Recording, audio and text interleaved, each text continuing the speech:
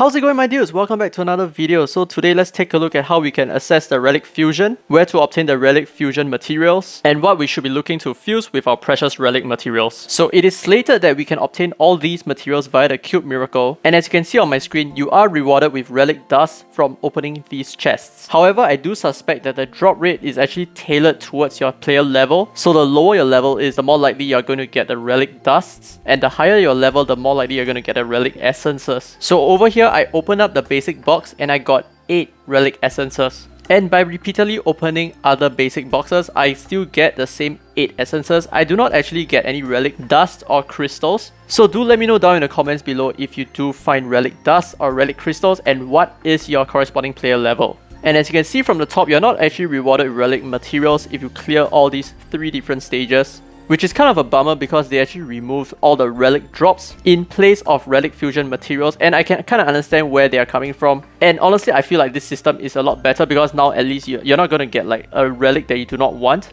You're more likely to get something that you really need. But it somehow just feels bad that you're not even getting any relic materials from completing each of these different stages. But that's all the complaint that I have about this. They are definitely going to play around and tweak it in the future to make sure that it encompasses every single player. So it's not going to be specifically tailored towards a specific group of players, aka the whales. Because at the end of the day, everyone has the same amount of access to all these relic materials. It is not gated by a paywall. So I can guarantee that they are going to do this right. Okay, so let's take a look at Relic Fusion. If you go to the left side, in the hub over here, there is the Hammer Fusion at the top. Let's click onto that.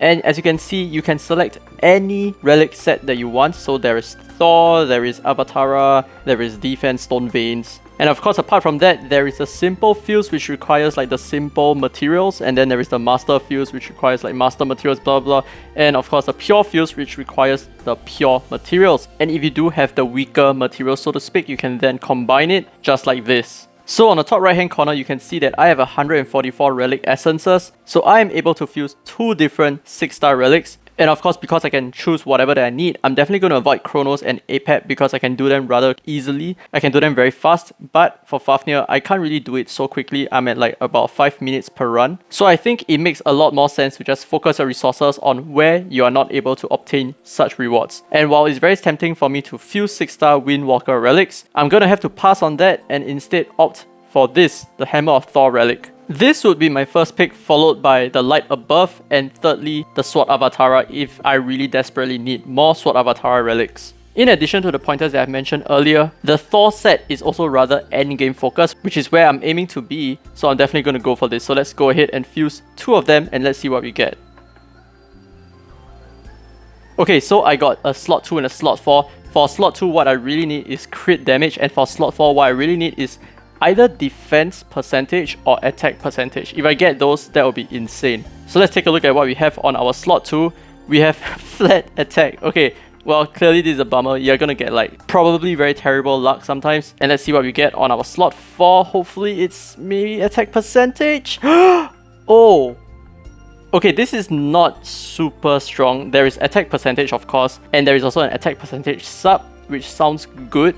But because this is lacking speed, this is also lacking crit rate, and this is lacking crit damage, it is not entirely usable. However, it is still rather useful if you are using a Lin Xiao. And the reason why Lin Xiao is going to love this is because if all your substats go to attack percentage, this is going to be a very beefy relic for her, specifically for Lin Xiao. So I guess we can go and take a look and see whether we luck out on the relic rolls. So we're going to go find our relic over here, and there we go. Let's enhance it. Hopefully we get like at least 4 rolls. Okay, I'm thinking if we do get quad rolls, then this relic could be quite useful. So let's see what we get first. We did not get attack percentage. I'm just going to stop at +6 if we do not even roll a single attack percentage.